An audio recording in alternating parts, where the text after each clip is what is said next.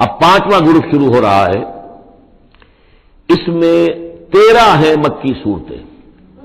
اور پھر 3 آئیں گی مدنی صورتیں. لیکن یہ جان لیجئے کہ اب جو مدنی صورتیں آئیں گی وہ چھوٹی چھوٹی ہیں، زیادہ سے زیادہ 4 رکوع، اکثر و بیشتر 2 رکوع. یہ جو بڑی مدنیات جو ہیں وہ ختم ہو چکی ہیں. سورہ بقرہ، سورہ آل عمران، سورہ انفال. ترتیب کیا ہے؟ پہلے سورہ بقرہ ہے، پھر سورہ انفال ہے، پھر سورہ آل عمران ہے، پھر سورہ نساء ہے، پھر سورہ احزاب ہے،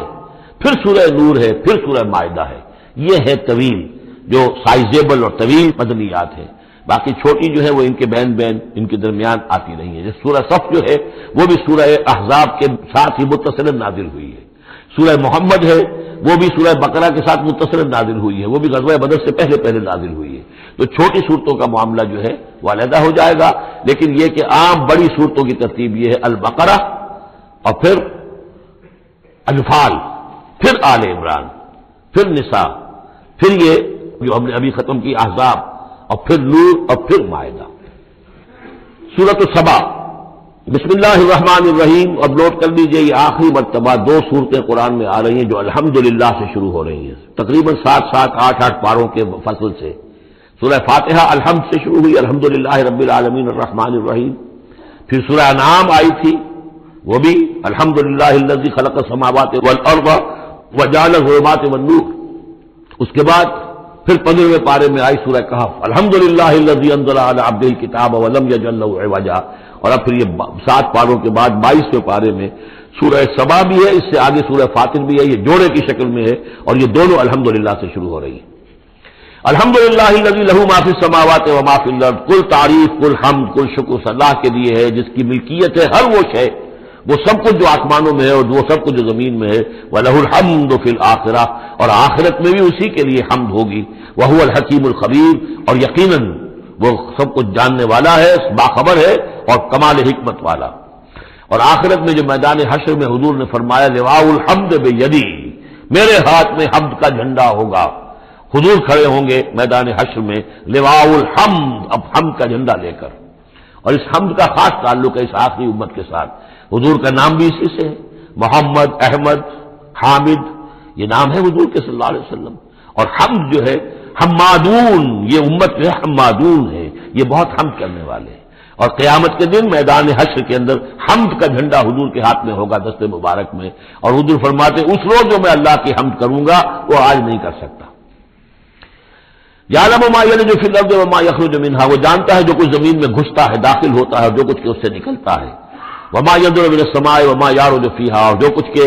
اترتا ہے آسمان سے نازل ہوتا ہے اور جو کچھ کے چڑھتا ہے اس میں. وهو الرحیم الغفور. اور وہ غفور ہے اور رحیم ہے. وقال الذين كفروا لا تأتينا الساعة. اور یہ کہتے ہیں کافر کہ کبھی یہ قیامت نہیں آئے گی، یا ساعہ جو ہے کبھی نہیں آئے گی. ساعہ اور قیامت کا فرق میں بیان کر چکا ہوں. اور اس میں گویا کہ ابھی تک جو ماضی قریب پر خیال رہا ہے سائنسدانوں کا کہ کائنات ابدی ہے، ہمیشہ رہے گی، اس کے ختم ہونے کا سوال ہی نہیں. اب یہ ہے کہ سائنس جو ہے فزکس کے میدان میں یہ بات مسلم ہو چکی ہے کہ یہ ابدی نہیں ہے، بلکہ اس سے ختم ہونا. کتنا عرصہ میں ختم ہونا یہ ہم نہیں کہہ سکتے، لیکن یہ کہ مختلف اعتبارات سے یہ طے اب ہو چکا ہے کہ یہ ہمیشہ رہنے والی نہیں ہے، اس کو ایک دن ختم ہونا ہے. اور جس طرح کی یہ پھیلی ہے، جس طریقے سے پھول جھڑی ہوتی ہے ایک، اسی طریقے سے یہ پھیلی ہے اور اسی طریقے سے یہ واپس لوٹ جائے گی. بقل بلا وربی، کہہ دیجئے کیوں نہیں، یقیناً مجھے میرے رب کی قسم ہے لتاتینکم، وہ تم پر آ کر رہے گی، دھمک کر رہے گی، دھمکے گی تم پر. عالم الغیب، مجھے اپنے اس رب کی قسم ہے کہ جو تمام چھپی ہوئی چیزوں کا جاننے والا ہے. لا یعزب عنہ مثقال ذرۃ فی السماوات ولا فی الارض. اس سے غائب نہیں ہو سکتا کوئی ذرہ بھی، نہ آسمانوں میں اور نہ زمین میں. ولا اصغر من ذلک ولا اکبر. اور نہ کوئی شے جو اس سے چھوٹی ہو اور نہ وہ اس سے بڑی ہو، الا فی کتاب مبین، مگر یہ کہ وہ کتاب مبین میں، روشن کتاب میں موجود ہے. لیجزی الذین آمنوا، یہ قیامت جو آئے گی کیوں آئے گی؟ لیجزی الذین آمنوا وعملوا الصالحات، تاکہ بدلہ دے، جزا دے اللہ تعالیٰ اپنے اہل ایمان بندوں کو جنہوں نے نیک کام کیے.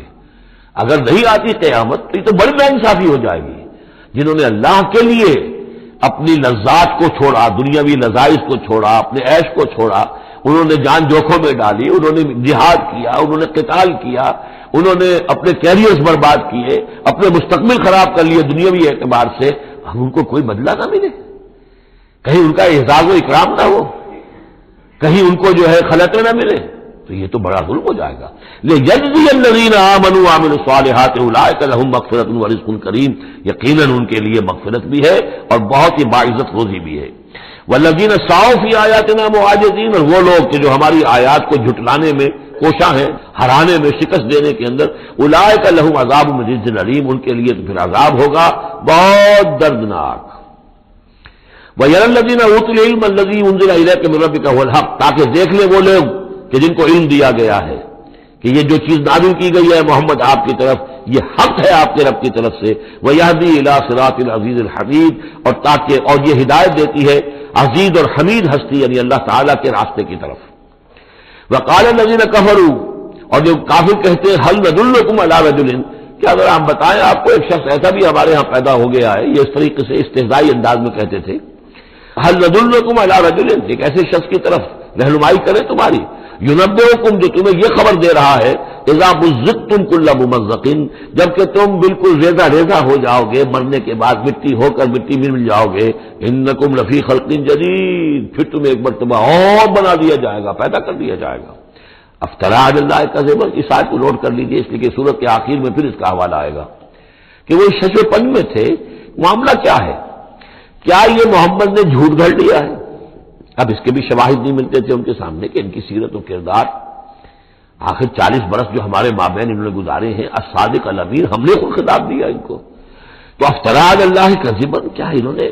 اب اتنی بڑی جسارت کی ہے کہ کوئی چیز گھڑ کر جھوٹ موٹ اللہ کی طرف جو ہے وہ منسوب کر دی ہے؟ ام بہی جنہ، یا یہ کہ ان پر کوئی جنون ہو گیا ہے، وہ دماغی توازن کھو بیٹھے ہیں، یا کوئی آسیب کا سایہ آ گیا ہے، یعنی ظاہر بات ہے کہ آسیب کا سایہ ہو گیا ہے، اور کوئی اگر ان کو جنون کا عارضہ ہو گیا تو پھر تو یہ پھر ملامت نہیں ہے، پھر تو آدمی کہہ دیتا ہے جو بھی چاہے کہہ دے، اس نے جان بوجھ کر تو جھوٹ نہیں بولا، دیوانہ آدمی جو ہے وہ جان بوجھ کر جھوٹ نہیں بول رہا ہوتا، جو منہ میں آیا کہہ رہا ہے، تو ہو سکتا ہے تو یہ ان کے درمیان گویا کہ ایک انہیں اس میں ابھی شش و پنج ہے۔ یہ جیسا کہ میں نے آپ چرچ کیا نا، یہ صورتیں وہ ہیں کہ جو درمیانی 4 سالوں کی ہے، آخر میں آ کر جو بھی وہ پوری طرح پولرائزیشن ہو گئی تھی وہ تو ہم پڑھ چکے ہیں، 14 جمع 2 16 صورتیں تقریباً، ان میں سے ایک نکال دیجیے سورہ ہجر، تو 15 صورتیں وہ ہیں کہ جو آخری 4 سال جو ہیں آپ کے قیام مکہ کے اس دور کے ہیں،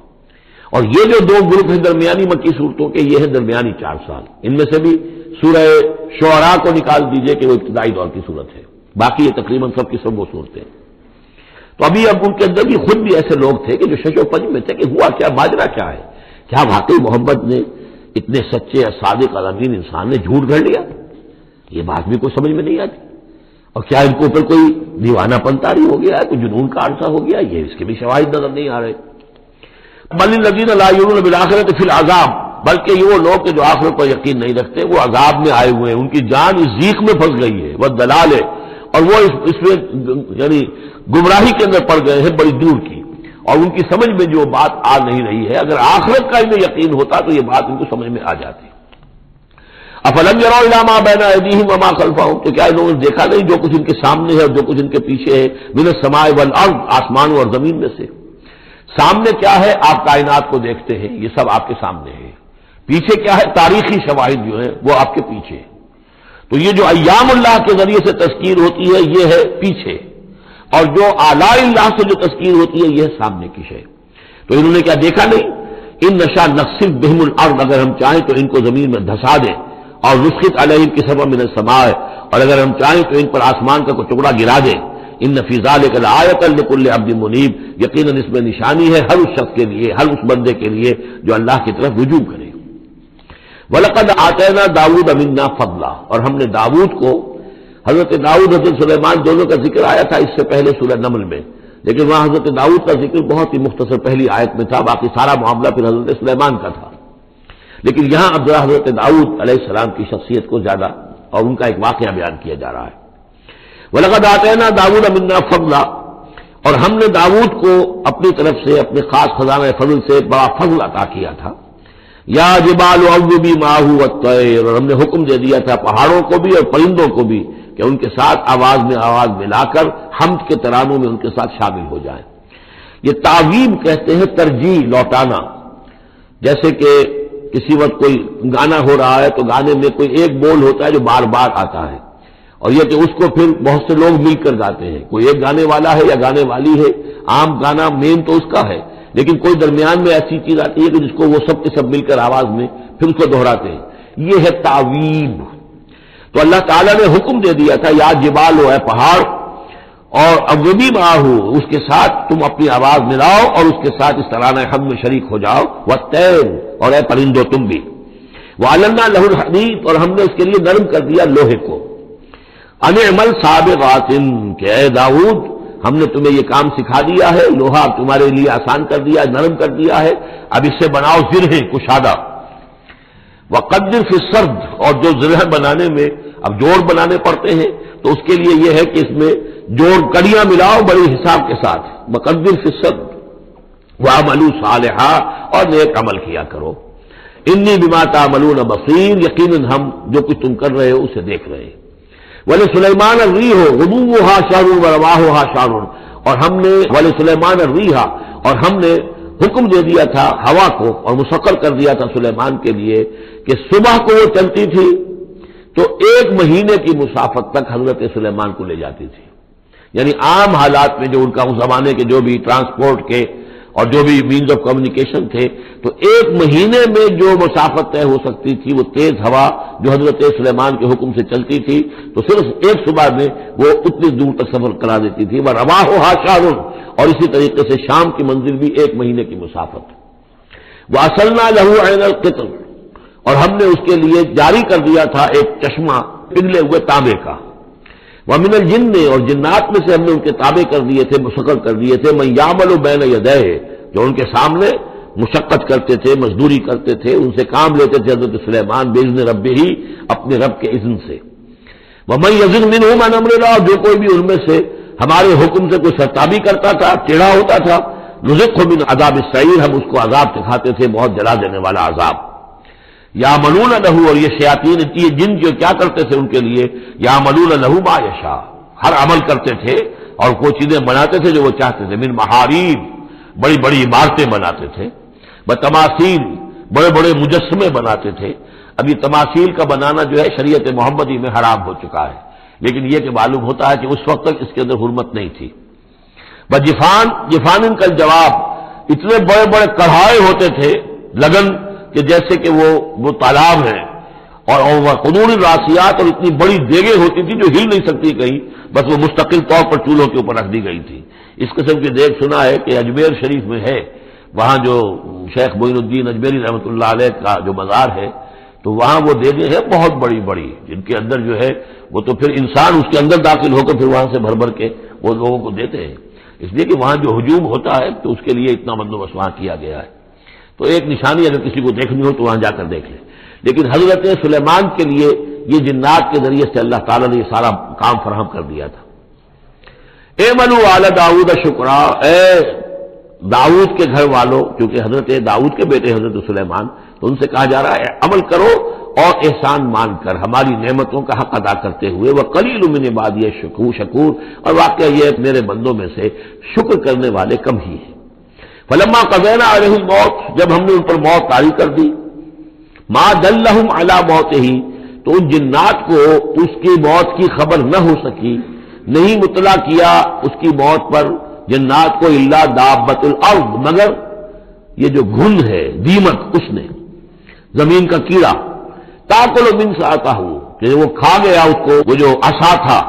جس کو ٹیک لگا کر حضرت داؤد کھڑے تھے، جان قبض ہو چکی ہے، انتقال کر گئے لیکن وہ کھڑے رہے وہاں پر، اور جب وہ عصا جو ہے وہ دیمک چٹ کر گئی اور وہ عصا گرا ٹوٹا اور پھر حضرت سلیمان کا جسد جو ہے وہ گرا تو انہیں معلوم ہوا۔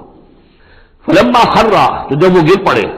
تبینت الجن تو اب معلوم ہو گیا جنات کو، اللہ کانوا یعلمون الغیب اگر انہیں علم غیب حاصل ہوتا، ما لبثوا فی العذاب المہین تو وہ اس عذاب مہین میں نہ رہتے اتنے عرصے تک، وہ یہی سمجھ رہے تھے کہ یہ کھڑے ہوئے ہیں سلیمان، لہذا جو بھی کام جو لگا رکھا ہے وہ کام کر رہے ہیں۔ لقد کان لسبع فی مسکنہم آیہ اسی طرح قوم سبا کے لیے بھی ان کے مسکن میں ان کے وطن میں ہماری ایک نشانی تھی۔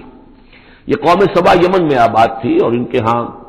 یوں سمجھیے کہ 2 سلسلے باغات کے چلے گئے تھے سینکڑوں میل تک، اور بہت عمدہ باغات، پہاڑی علاقہ ہے، بہت بند بنائے تھے انہوں نے، اور یہ کہ یہ تقریباً 800 قبل مسیح کے زمانے میں یہ بند بنائے گئے ہوں، حضرت مسیح سے 800 برس قبل، اور ایک بہت بڑا بند تھا سد معارب۔ لیکن یہ کہ پھر اس قوم کے اندر ناشکری پیدا ہوئی، پھر جو بھی ہوتا ہے زوال اخلاقی اور دینی مذہبی جو آیا، اس کے نتیجے میں اللہ تعالیٰ نے اسی بند کا جو ہے ان کے اوپر سیلاب، جیسے خدا نہ خواستہ آج بھی کوئی بڑا ڈیم جو ہے اگر ٹوٹ جائے تو کیا ہوگا،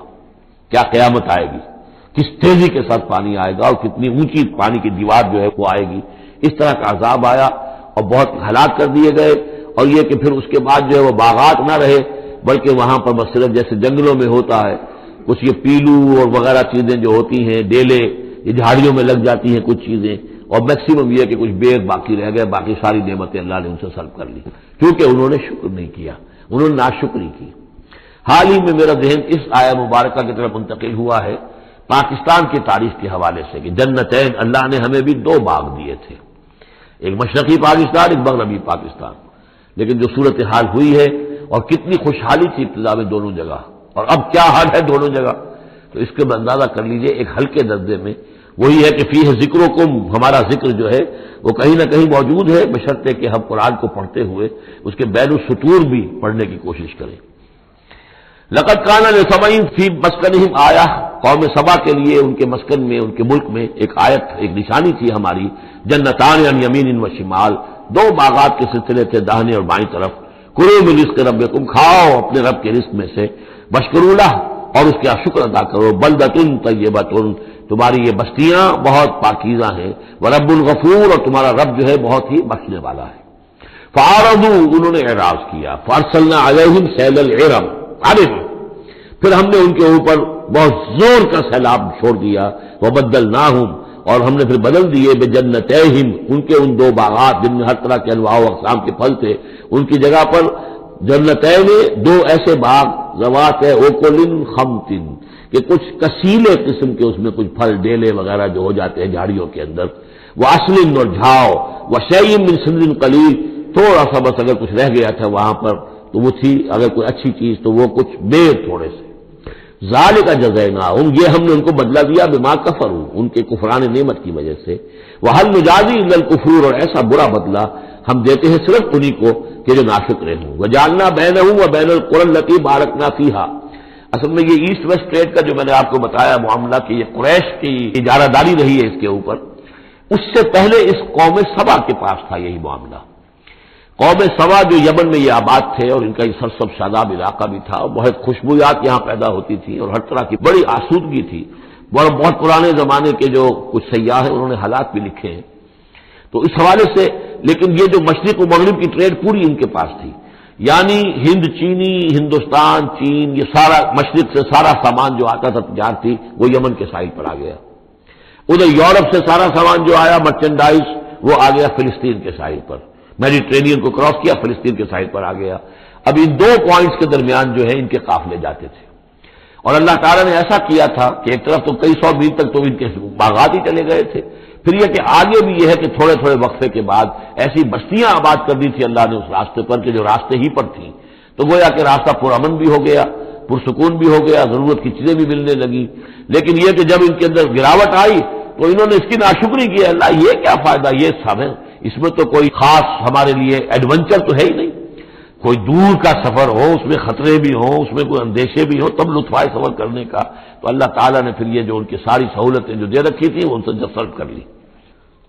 وجعلنا بینہم وبین القری التی بارکنا فیہا، اور ہم نے ان کے مابین اور ان بستیوں کے مابین جن میں ہم نے برکت دی ہے، اب یہ وہ فلسطین کا علاقہ ہے، الذی بارکنا حولہ،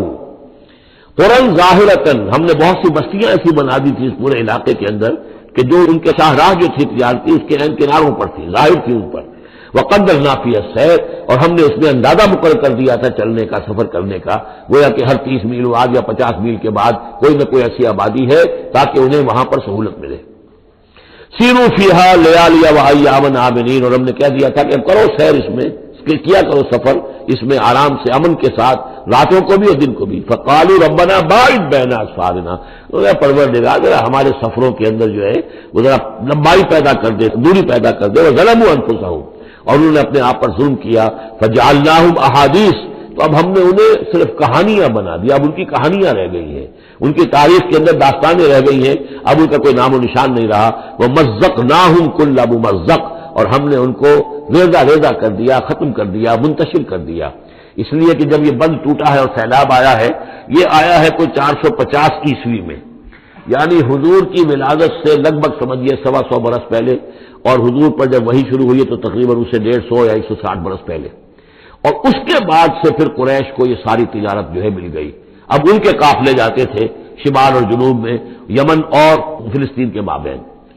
تو اس لیے یہ زیادہ حضور صلی اللہ علیہ وسلم کی پیدائش سے اور آپ کے زمانے سے زیادہ پرانا واقعہ نہیں ہے۔ وَمَزَّقْنَاهُمْ، اس کے بعد یہاں سے یہ لوگ چلے گئے، خود اوس اور خزرج کے قبیلے جو ہیں یہ بھی یمن ہی سے آ کر آباد ہوئے ہیں اس مدینہ منورہ میں، اور جو عراق وغیرہ کے قبائل ہیں وہ بھی یہاں سے نکل کر جا کر عرب قبائل آباد ہوئے۔ یمن بہت زیادہ بہت بڑا برکت رہا تہذیب کا، تمدن کا، عرب تہذیب و تمدن کا بہت بڑا گہوارہ۔ وَلَقَدْ صَدَّقَ عَلَيْهِمْ إِبْلِيسُ ظَنَّهُ، اور یقیناً ابلیس نے ان کے بارے میں، ان فی ذلک لآیات لکل صبار شکور، یقیناً اس میں نشانیاں ہیں ان لوگوں کے لیے جو صبر کرنے والے اور شکر کرنے والے ہیں۔ وَلَقَدْ صَدَّقَ عَلَيْهِمْ إِبْلِيسُ ظَنَّهُ، اور یقیناً ابلیس نے ان کے بارے میں اپنے اس گمان کو سچا کر دکھایا۔ فَاتَّبَعُوهُ إِلَّا فَرِيقًا مِّنَ الْمُؤْمِنِينَ، تو ان سب نے ہی پیروی کی اس ابلیس کی سوائے تھوڑا سا ایک جماعت اہل ایمان کی۔ وَمَا كَانَ لَهُ عَلَيْهِم مِّن سُلْطَان، لیکن اس ابلیس کو ان پر کوئی اختیار حاصل نہیں تھا۔ الا لنعلم من یؤمن بالآخرۃ،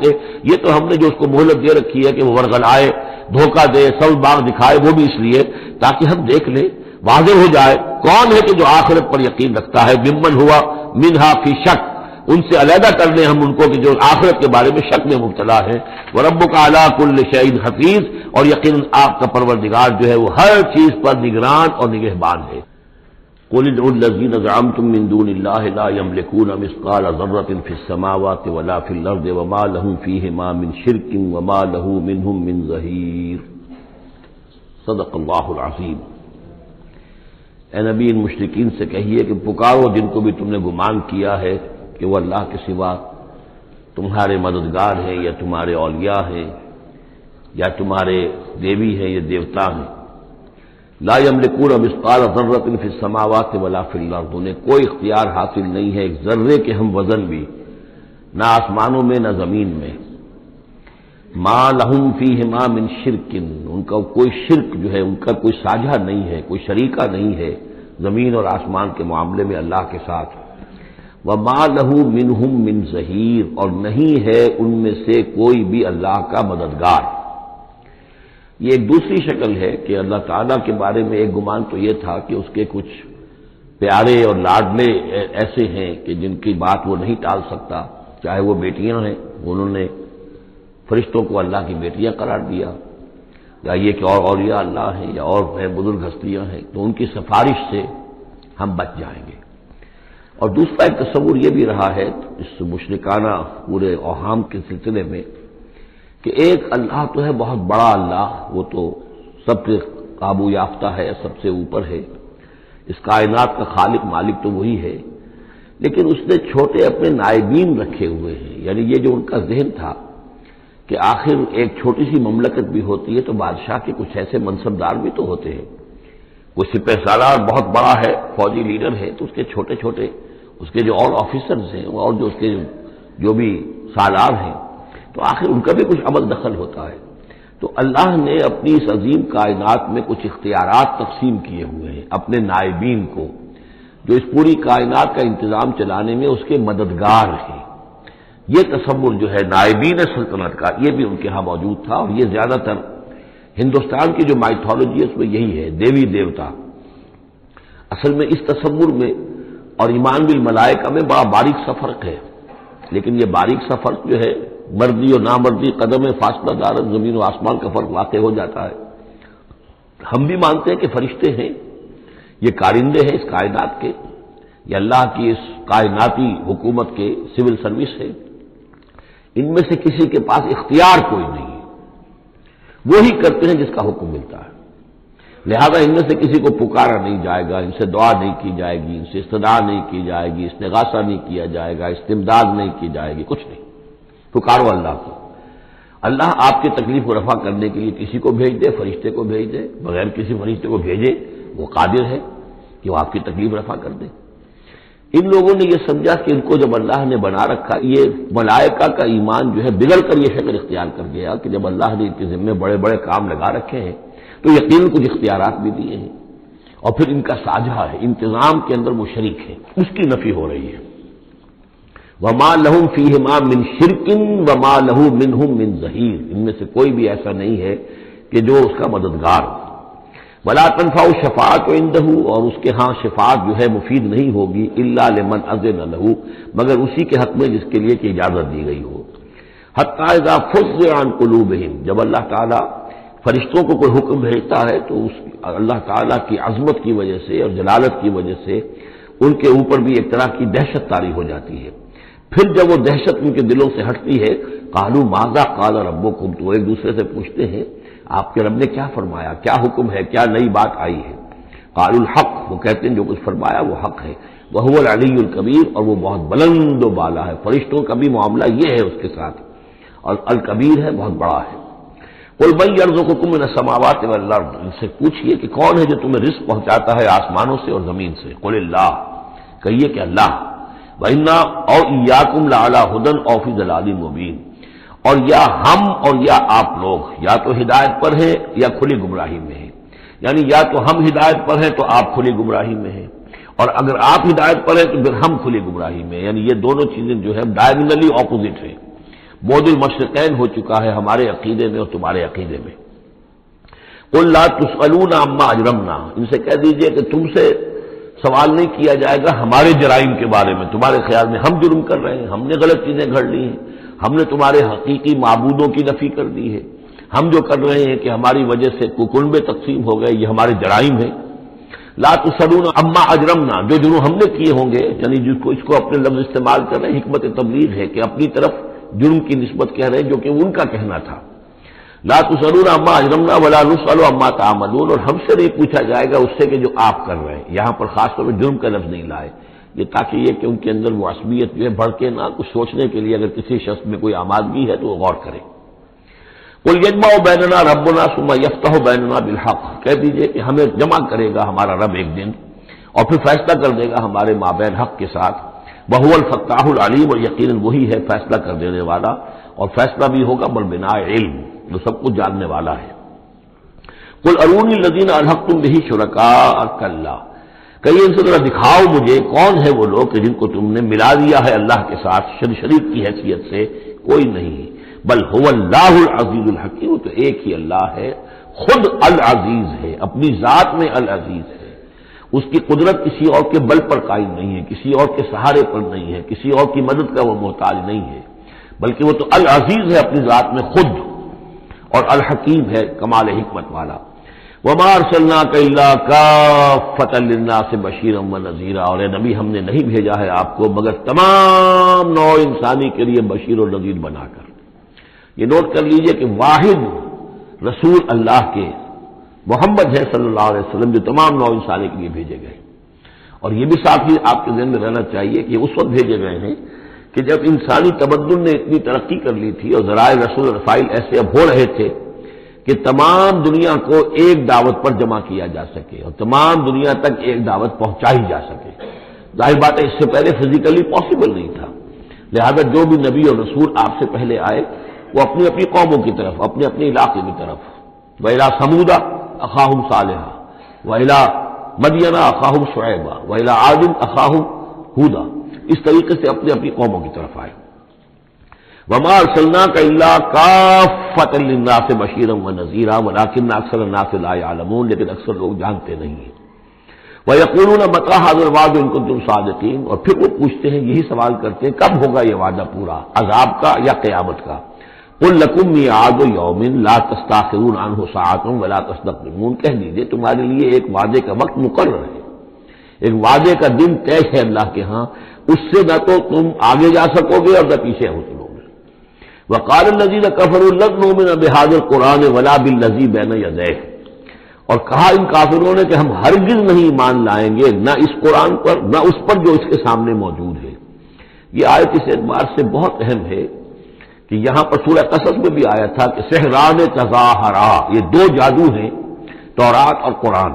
اور ان دونوں نے آپس میں گٹھ جوڑ کر لیا ہے۔ تورات میں پیشن گوئیاں ہیں حضور کی اور قرآن کی، اور قرآن مجید تصدیق کرتا ہے تورات کی، تو اس طریقے سے ان کا آپس میں گٹھ جوڑ ہے، ہمارے خلاف انہوں نے ایک متحدہ محاذ بنا لیا ہے۔ وہی بات یہاں کہی جا رہی ہے، اور یہ آیت اس اعتبار سے بہت اہم ہے کہ اس میں لفظ تورات کے اوپر بھی لفظ قرآن کا اطلاق ہوتا ہے۔ انہوں نے کہا وقالوا قال الذين كفروا لن نؤمن بهذا القرآن، ہم ہرگز نہیں مانیں گے، نہ ایمان لائیں گے اس قرآن پر، ولا بالذی، یا نہ اس قرآن پر جو بین یدیہ ہے کہ جو اس سے پہلے موجود تھا۔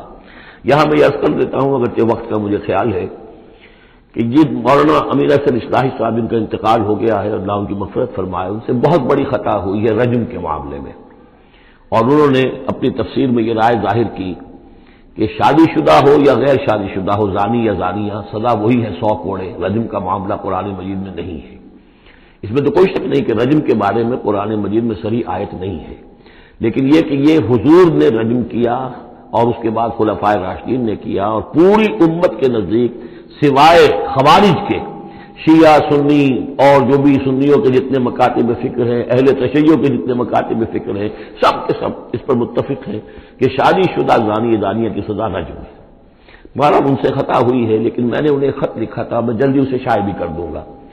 اصل میں ایک جو حدیث آتی ہے حضرت عمر رضی اللہ تعالیٰ عنہ سے، اور حدیث بخاری کی ہے، کہ انہوں نے یہ کہا کہ یہ آیت قرآن میں موجود تھی، ہم اسے پڑھا کرتے تھے، گویا کہ یہ رجم کی آیت قرآن میں تھی، ہم اسے پڑھا کرتے تھے، بعد میں وہ منسوخ ہو گئی، تو منسوخ التلاوت ہوئی ہے، منسوخ الحکم نہیں ہوئی ہے۔ اس حدیث پر انہوں نے بہت زیادہ حملہ کیا ہے، بہت زیادہ، کہ ظاہر بات ہے قرآن مجید میں کوئی آیت تھی اور منسوخ ہو گئی، اور یہ بات جو ہے وہ ظاہر بات ایسی ہے کہ جو بظاہر قبول کرتے ہوئے انسان کو کافی کچھ سوچنا پڑتا ہے، تردد ہوتا ہے۔ تو میں نے انہیں خط لکھا تھا کہ اصل میں اس حدیث میں اگر ہم قرآن کا لفظ حضرت عمر فاروق رضی اللہ تعالیٰ عنہ نے استعمال کیا ہے، اس میں تورات مراد لیں، تورات میں یہ آیت تھی، اور ظاہر بات ہے کہ تورات کی بھی قرآن مجید نے جس چیز کی نفی نہیں کی ہے، یہ بار بار میں آپ کو بتاتا آ رہا ہوں کہ وہ چیز کہ جو حضرت موسیٰ علیہ السلام کی شریعت میں کہ جو بھی احکام تھے ان میں سے جس حکم کی نفی نہیں ہوئی ہے وہ حکم قائم ہے۔ قتل مرتد کا معاملہ بھی اسی قبیل سے ہے، اور رجم جو ہے زانی زانیہ اگر شادی شدہ ہو تو اس کو رجم کرنے کی سزا جو اس کا معاملہ بھی اسی سے متعلق ہے۔ اور اس کے لیے دلیل یہ ہے کہ اس حدیث میں جو لفظ قرآن آیا ہے تو وہاں قرآن سے مراد اس قرآن کے بجائے وہ قرآن جو پہلے سے تھا۔ اور آپ کے علم میں ہوگا ایک واقعہ یہ بھی بیان کیا جاتا ہے، یہ حدیث ہے کہ ایک مرتبہ حضور کے سامنے حضرت عمر رضی اللہ تعالیٰ عنہ تورات لے کر آئے اور پڑھ رہے تھے، تو حضور کو غصہ بھی آیا، اور آپ نے فرمایا کہ اگر موسیٰ بھی اس وقت موجود ہوتے تو انہیں میری پیروی کرنی ہوتی۔ تو یہ بات بالکل صحیح ہے، جس چیز کا حکم قرآن میں آ گیا ہے اس کو تورات منسوخ نہیں کر سکتی، اور اس میں تورات کا کوئی اور حکم ہے تو اس کو ریفر کرنے کا یا اس کو کوٹ کرنے کا کوئی فائدہ نہیں ہے۔ لیکن یہ کہ قرآن مجید میں تورات کو بھی قرآن قرار دیا جا رہا ہے، اس اعتبار سے اگر حضرت عمر نے تورات کی آیت کے بارے میں اس حدیث میں اگر ہم یہ مان لیں کہ لفظ قرآن استعمال کیا ہے تو وہ سارا اشکال ختم ہو جائے گا۔ اس اعتبار سے یہ آیت بہت اہم ہے۔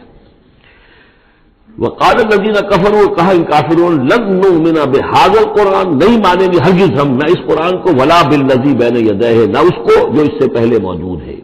ولو ترى اذ الظالمون موقوفون عند ربهم، اور کاش کہ تم دیکھتے جب یہ ظالم کھڑے کیے جائیں گے اپنے رب کے سامنے، يرجع بعضهم الى بعض القول، اب یہ ایک دوسرے کے اوپر الزام ڈالیں گے، وہ ان کے اوپر ڈالے گا وہ ان پر ڈالے گا۔ يقول الذين استضعفوا للذين استكبروا، تو جو لوگ پسماندہ تھے، دبے ہوئے تھے، کمزور تھے، وہ اپنے مستکبرین سے کہیں گے، اپنے چودھریوں سے، سرداروں سے، لولا انتم لکنا مومنین، اگر آپ لوگ نہ ہوتے تو ہم ایمان لے آئے ہوتے۔ وہ عوام الناس، جیسے کہ میں بارہا عرض کرتا رہا ہوں کہ یہ لوگ جو ہیں اپنے عوام کو حضور سے برگشتہ کرنے کے لیے کس کس طرح کی باتیں کرتے تھے۔ لولا انتم لکنا مومنین، یہ آج ہمیں روز بد دیکھنا نہ پڑتا، اگر آپ لوگ نہ ہوتے تو ہم ایمان لے آتے۔ قال الذین استکبروا للذین استضعفوا، جواباً کہیں گے وہ مستکبرین ان کمزوروں سے، اور نحن صددناکم عن الہدی، کیا ہم نے روکا تھا تمہیں ہدایت سے، بعد اذ جاءکم، جبکہ وہ تمہارے پاس آ گئی تھی، بل کنتم مجرمین، تم خود ہی مجرم تھے، تمہارے اندر ہی خباثت موجود تھی۔ وقال الذین استضعفوا للذین استکبروا، اور پھر جواب دیں گے وہ لوگ کہ جو دبے ہوئے تھے، جو پیچھے چلنے والے تھے، پسماندہ تھے، ان لوگوں سے جو مستکبرین تھے، بل مکر اللیل والنہار، بل تمہاری تو دن رات کی جو تھی یہی سازش تھی، یہی پروپیگنڈا تم کرتے تھے، اسی طرح کی کوششیں کرتے تھے، استامروننا، تم تو ہمیں حکم دیتے تھے نکفر باللہ ونجعل لہ اندادا، کہ ہم اللہ کا کفر کریں اور ہم اس کے مد مقابل قرار دے دیں. وہ اصل الندامت لما راوا العذاب، اور پھر وہ اپنی ندامت کو چھپانے کی کوشش کریں گے جبکہ وہ عذاب کو دیکھ لیں گے. وجعلنا الاغلال فی اعناقہم، اور ہم نے ان کی گردنوں کے اندر طوق ڈال دیے ہیں الذین کفروا، ان منکروں کے. هل یجزون الا ما كانوا یعملون، اور انہیں بدلہ ملے گا اور بدلے میں وہی پائیں گے جو عمل کے انہوں نے کیے تھے. وما ارسلنا فی قریۃ من نذیر الا قال مترفوها، اور نہیں بھیجا ہم نے کسی بھی بستی اور کسی شہر میں کوئی ڈرانے والا، خبردار کرنے والا، مگر یہ کہ وہاں کے جو آسودہ حال لوگ تھے، جو دولت مند لوگ تھے، انہوں نے کہا انا بما ارسلتم به کافرون، جو چیز آپ دے کر بھیجے گئے ہیں ہم اس کا انکار کرتے ہیں. وقالوا نحن اکثر اموالا واولادا، ان کا کہ ہمارے پاس کثرت کے ساتھ مال ہے، اولاد ہے. وما نحن بمعذبین، اگر اللہ نے ہمیں مال دیا ہے، اولاد دی ہے، تو ظاہر بات ہے کہ اللہ ہمیں پسند کرتا ہے، اللہ کے ہم منظور نظر ہیں تبھی تو ہے، لہذا اب ہم پر کوئی عذاب نہیں آئے گا. قل ان ربی یبسط الرزق لمن یشاء ویقدر، کہہ دیجئے کہ میرا پروردگار اس دنیا کے رزق کو تو جس کے لیے چاہتا ہے پھیلا دیتا ہے. یہ ضروری نہیں ہے کہ جس کو دولت دی ہوئی ہے وہ اللہ کا پیارا ہی ہو، اللہ کا منظور نظر ہو. یہ دنیا کی تو اس شے کے بارے میں جیسا کہ حدیث میں آتا ہے کہ اگر کل دنیا میں جو کچھ ہے، دنیا و ما فیہا کی اگر وقت ایک مچھر کے پر کے برابر بھی ہوتی ہے اللہ کی نگاہ میں، تو وہ یہاں کسی کافر کو ایک گھونٹ پانی میں نہ دیتا. تو اللہ کی نگاہ میں تو اس کی کوئی حیثیت نہیں ہے. اس لیے وہ تو میرا رب جس کے لیے چاہتا ہے بساط جو ہے بچھا دیتا ہے اور اس کو وسیع کر دیتا ہے. وہ یقدر جس کے لیے چاہتا ہے کم کر دیتا ہے. ولکن اکثر الناس لا یعلمون، لیکن اکثر لوگ علم نہیں رکھتے کہ اس چیز کا کوئی تعلق اس سے نہیں ہے کہ کون اللہ کا منظور نظر ہے، کون اللہ کا مقرب بارگاہ ہے. وما اموالکم ولا اولادکم بالتی تقربکم عندنا زلفیٰ، اور یہ دیکھو تمہارے اموال اور اولاد وہ چیزیں نہیں ہیں جن کے ذریعے سے کہ تم ہمارا قرب حاصل کر سکو. الا من آمن، ہمارا قرب حاصل کرنے والے تو وہ لوگ ہیں جو ایمان لائیں اور نیک عمل کریں. وعمل صالحا فاولئک لهم جزاء الضعف،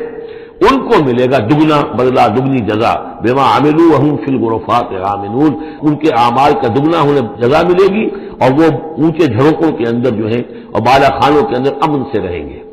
والذین یسعون فی آیاتنا معاجزین، اور وہ لوگ جو بھاگ دوڑ کر رہے ہیں، جد و جہد کر رہے ہیں، کوشش کریں ہماری آیات کو شکست دینے کی، آیات کو ناکام بنانے کی. یہ آیات تو آ رہی ہے کہ ایمان ان کے ذریعے سے پھیلے اور لوگ جو ہیں وہ اندھیروں سے نکل کر روشنی میں آئیں، لیکن جو لوگ اس عمل کے راستے میں رکاوٹیں ڈالنے کے لیے بھاگ دوڑ کر رہے ہیں، اولئک فی العذاب محضرون، یہ وہ لوگ ہیں جو عذاب میں پکڑے جائیں گے اور عذاب میں لا کر حاضر کر دیے جائیں گے. قل ان ربی یبسط الرزق لمن یشاء من عبادہ، پھر کہیے یہی بات کہ میرا رب جو ہے اپنے بندوں میں سے جس کے لیے چاہتا ہے رزق کشادہ کر دیتا ہے، ویقدر له، اور جس کے لیے چاہتا ہے تنگ کر دیتا ہے یا ناپ تول کر دینے لگتا ہے. وما انفقتم من شیء فهو یخلفہ، اور جو بھی کچھ تم خرچ کرتے ہو اللہ کی خوشنودی کے لیے، اللہ کی رضا کے لیے، وہ تمہیں لوٹا دیتا ہے. یعنی ایک تو اس کا اجر ہے، وہ تو آخرت میں ملے گا، 10 گنا ملے گا، 100 گنا ملے گا، 700 گنا ملے گا. ایک دنیا میں بھی اللہ تعالیٰ اس کا بدل تمہیں دے دیتا ہے. یعنی اس معاملے میں تنگ دل نہ ہو، جو کچھ تم دو گے اللہ کی راہ میں کیا پتہ ہے کہ اس سے کیسی کیسی برکتیں تمہارے مال میں پیدا ہو جائیں. اللہ تعالیٰ کے معاملات جو ہیں وہ یہ ہے کہ اس دنیا میں بھی وہ نقد بھی تمہیں اس کا جو ہے بدل دے گا. وہو خیر الرازقین، اور یقیناً وہ بہترین رزق دینے والا ہے. ویوم یحشرہم جمیعا، اور جس دن کہ وہ جمع کرے گا ان سب کو، ثم یقول للملائکۃ، اور پھر کہے گا فرشتوں سے، اہؤلاء ایاکم کانوا یعبدون، کیا یہ لوگ آپ لوگوں کو پوجتے رہے ہیں؟ آپ کو میری بیٹیاں قرار دیا تھا اور آپ کو پوجتے تھے. قالوا سبحانک انت ولینا من دونہم، وہ کہیں گے اللہ تیری ذات پاک ہے اور تو ہمارا ولی ہے، ان سے ہمارا کوئی سروکار نہیں، ان سے ہمارا کوئی تعلق نہیں، ہمارا تعلق تیری ذات سے ہے، تو ہمارا ولی ہے، ہمارا آقا ہے، ہمارا مالک ہے، ہمارا پشت پناہ ہے. بل کانوا یعبدون الجن، اصل میں تو یہ جنوں کی عبادت کرتے تھے. یہ اپنے خیال میں فرشتوں کی کر رہے تھے، حقیقت میں جنات کے ساتھ ان کا رابطہ تھا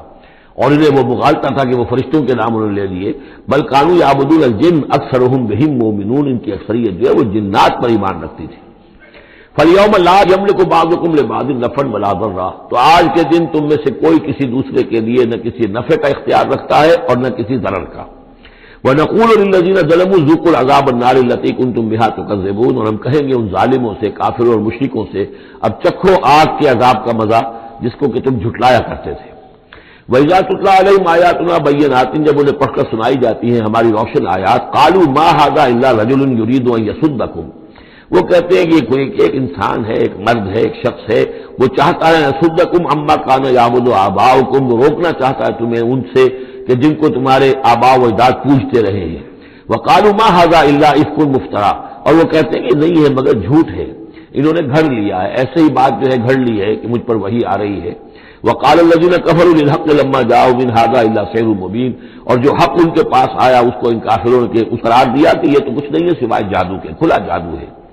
وما آتيناهم من كتب يدرسونها، ہم نے انہیں کوئی کتابیں نہیں دی ہوئی کہ جس میں انہوں نے پڑھا ہو، یعنی ان کے پاس کوئی کتاب ہوتی جس میں لکھا ہوتا کہ یہ لات عزا منات یہ دیویاں ہیں، یہ دیوتا ہیں، ان کو ہم نے یہ اختیارات دیے ہیں، ذرا پیش کرو نا اگر کوئی کتاب ہے، کوئی صحیفہ ہے، کہیں ہے۔ وما آتيناهم من كتب يدرسونها وما ارسلنا اليهم قبلك من نذير، اور اے نبی آپ سے پہلے ہم نے ان کے ہاں کوئی خبردار کرنے والا نہیں بھیجا، 3000 سے اوپر سال گزر گئے کہ ان کے ہاں کوئی نبی نہیں آیا، کوئی رسول نہیں آیا۔ وَكَذَّبَ الَّذِينَ مِن قَبْلِهِمْ، اور جھٹلایا ان لوگوں نے جو ان سے پہلے تھے۔ وَمَا بَلَغُوا مِعْشَارَ مَا آتَيْنَاهُمْ، اور یہ تو جو کچھ ہم نے انہیں دیا تھا اس کے 10ویں حصے تک نہیں پہنچے، یعنی اس سے پہلے جو قومیں تھی، قوم عاد، اس کو دبدبا تھا، اس کو جو شان و شوکت تھی، ان قریش کو تو اس کا 10واں حصہ بھی حاصل نہیں ہے۔ فَكَذَّبُوا رُسُلِي، تو انہوں نے میرے رسولوں کو جھٹلایا، فَكَيْفَ كَانَ نَكِيرِ، تو پھر سوچ لو کہ میری پھر پکڑ اور میری سزا جو ہوئی وہ کیسے ہوئی۔ قُلْ إِنَّمَا أَعِظُكُمْ، اس آیت کا تعلق ہے آیت نمبر 8 سے، جو شروع میں آیا تھا کہ کچھ لوگ کہتے تھے کہ مسئلہ کیا ہے، یعنی ہر طرح کے لوگ موجود تھے وہاں پر، ایسے لوگ بھی تھے کہ جو ابھی اس شش و پنجی میں تھے کہ معاملہ کیا ہے، کیا ان کا دماغی توازن کہیں بگڑ گیا ہے، کہیں کوئی جنون کا عارضہ ہو گیا ہے، یا یہ کہ یہ خود جان بوجھ کر جھوٹ بول رہے ہیں۔ تو جان بوجھ کر جھوٹ بولنا بھی کچھ سمجھ میں نہیں آتا، ان کی سیرت اور کردار، ان کی پوری زندگی جو ہے وہ تو اس کے ساتھ کوئی مطابقت نہیں رکھتی کہ اتنا بڑا جھوٹ بول دیں۔ کبھی چھوٹے سے چھوٹے معاملے میں کبھی جھوٹ نہیں بولا انہوں نے، اور صادق الامین کا خطاب تو ہم نے خود دیا انہیں۔ یہ کیسے ہو گیا، کیا ہوا؟ ابھی وہ اسی شش و پنج میں تھے، اب اس پر اللہ تعالیٰ کی طرف سے یہ بات آ رہی ہے، اور جیسا کہ میں ایک لفظ استعمال کیا کرتا ہوں کہ لوگوں کو آمادہ کیا جائے کہ وہ اپنے گریبانوں میں جھانکیں، ذرا غور کریں، سوچیں، کیونکہ اگر بغیر سوچے سمجھے جو بھی عصبیت جاہلی ہے، اپنی جو بھی روایات ہیں، اپنے جو بھی موروثی عقائد ہیں، ان کی حمایت میں لڑ رہے ہیں، ذرا کسی طرح آمادہ ہو جائیں کہ سوچیں، غور کریں، اس کے لیے یہ آیات بڑی اہم ہے۔ قُلْ إِنَّمَا أَعِظُكُمْ بِوَاحِدَةٍ، اے نبی ان سے کہیے میں تمہیں ایک بات کی نصیحت کرتا ہوں، میری ایک بات مانو، أَن تَقُومُوا لِلَّهِ مَثْنَىٰ وَفُرَادَىٰ، تم ذرا تھوڑی دیر کے لیے رکو اللہ کے لیے اور اللہ سے دعا مانگو، مثنیٰ وفرادیٰ، دو دو یا ایک ایک، علیحدہ علیحدہ یا دو دو، ثم تتفکروا، پھر ذرا تم غور کرو، سوچو، ما بصاحبکم من جنہ، تمہارے جو یہ ساتھی ہیں، یہ محمد جو ہے صلی اللہ علیہ وسلم،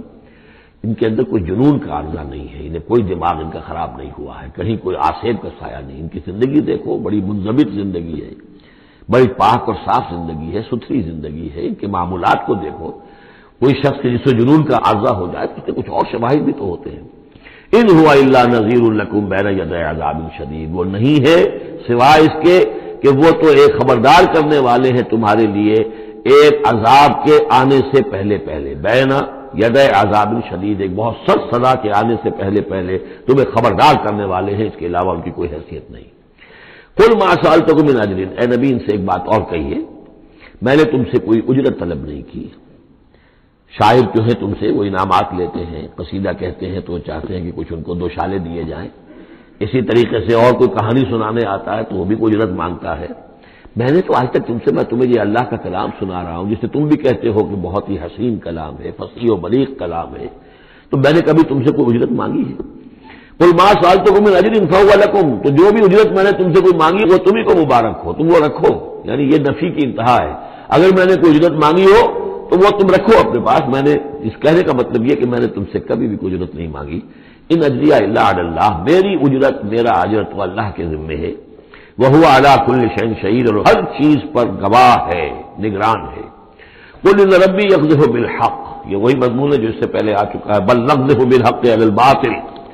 کہہ دیجئے کہ میرا رب باطل کا کوڑا دے مارتا ہے، علی الباطل، علی الباطل کو یہاں پر محذوف سمجھیے، ان ربی یقذف بالحق علی الباطل، کیونکہ وہاں سورہ انبیاء میں یہ لفظ آ چکا ہے،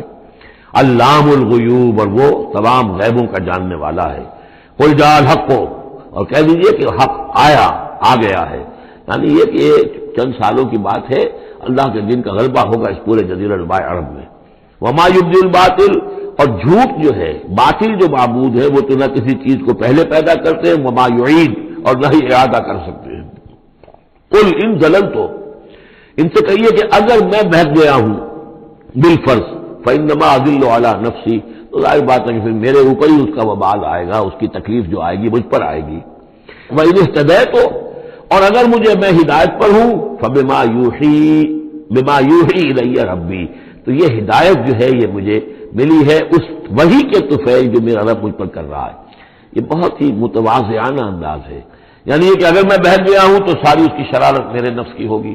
اور اس کا وبال بھی مجھ پر آئے گا، اور اگر کوئی ہدایت ہے تو میں یہ نہیں کہتا کہ یہ میں نے حاصل کی ہے اور میں نے سمجھی ہے اور میں نے اس تک رسائی حاصل کی، نہیں، یہ مجھے میرے رب نے دی ہے۔ وَإِنِ اهْتَدَيْتُ فَبِمَا يُوحِي إِلَيَّ رَبِّي، تو جو میرا رب میری طرف وحی کرتا ہے اس کی بنا پر مجھے ہدایت ملی ہے۔ إِنَّهُ سَمِيعٌ قریب، یقیناً وہ سننے والا ہے اور قریب ہے۔ وَلَوْ تَرَىٰ إِذْ فُزِعُوا فَلَا فَوْتَ، اب وہی جو فضا، فضل اکبر، جب وہ وقت آئے گا تم دیکھو گے جب یہ گھبرائیں گے، ان زلزلۃ الساعۃ شیء عظیم، جب فضل اکبر آئے گا، فلا فوت، تو پھر کہیں بچ کر بھاگنا ممکن نہ ہوگا، وَأُخِذُوا مِن مَّكَانٍ قَرِيبٍ، جیسے کہ کوئی ہاتھ لمبا سا ہو اور ان کو پکڑ کر لے آئے جبکہ یہ بھاگنے کی کوشش کر رہے ہوں۔ وَقَالُوا آمَنَّا بِهِ، اور پھر کہیں گے اس پر اب ایمان لے آئے، وَأَنَّىٰ لَهُمُ التَّنَاوُشُ، اب کہاں ان کی رسائی ہو سکتی ہے ایمان تک۔ اب تناول اور تناوش ہم معنی الفاظ ہیں، اب تو وہ گیا معاملہ، وقت گزر گیا، وہ تو امتحان کا جو عرصہ تھا وہ ختم ہو چکا۔ وَأَنَّىٰ لَهُمُ التَّنَاوُشُ مِن مَّكَانٍ بَعِيدٍ، وہ تو گیا، بہت دور چلا گیا، وہ جو موقع تھا ایمان لانے کا وہ اب ختم ہو چکا۔ وَقَدْ كَفَرُوا بِهِ مِن قَبْلُ، انہوں نے اس کا کفر کیا تھا پہلے۔ وَيَقْذِفُونَ بِالْغَيْبِ مِن مَّكَانٍ بَعِيدٍ، اور وہ خام خواہ کے تیر تکے چلا رہے تھے دور کی جگہ سے، یعنی اندھیرے میں ٹامک ٹولیاں مار رہے تھے، انہیں کیا ہو گیا ہے، یہ جھوٹ بول لیا ہے، انہوں نے گھر لیا ہے، یا ان کو کہ جن آ گیا ہے، یا یہ کوئی شاعر ہے، یا کوئی جو کوئی اپنا غلام رکھا ہوا ہے اس سے ڈکٹیشن لے رہے ہیں، یہ سب تیر تکے یہ چلاتے رہے اور قرآن کا اور محمد کا انکار کرتے رہے، تو اب ایمان لانے کا کوئی فائدہ نہیں۔ وَحِيلَ بَيْنَهُمْ وَبَيْنَ مَا يَشْتَهُونَ، اور حائل کر دیا جائے گا، رکاوٹ ڈال دی جائے گی ان کے اور ان کی پسندیدہ چیزوں کے مابین۔ جنت میں لہم ما یشاؤون فیہا، جو چاہو گے وہاں ملے گا، لکم ما تشتہی انفسکم، جو بھی تمہاری جی چاہیں گے، جتنی بھی چیزیں انسان کو مرغوب ہے سب جنت میں فراہم کی جائیں گی، لیکن اب یہ لوگ دور کر دیے گئے، محروم کر دیے گئے۔ وحیل بینہم وبین ما یشتہون، جو بھی ان کی پسندیدہ چیزیں ہیں اب ان سے یہ محروم کر دیے گئے اور دور کر دیے گئے۔ کما فعل باشیاءہم من قبل، جیسے کہ ان کے ہی طریقے پر چلنے والے جو اور قومیں اور گروہ تھی جس طریقے سے ان کا حشر ہو چکا ہے۔ انہم کانوا فی شک مریب، وہ لوگ بھی ایسے ہی تھے کہ جو شک میں پڑے رہے اور ان کے دماغوں میں دغدغے ہی جنم لیتے رہے اور شکوک و شبہات ہی میں رہے اور حق کی طرف آ کر اس کی تصدیق کرنے کی توفیق انہیں نصیب نہیں ہوئی۔ بارک اللہ لی و لکم فی القرآن العظیم ونفعنی وإیاکم بالآیات والذکر الحکیم۔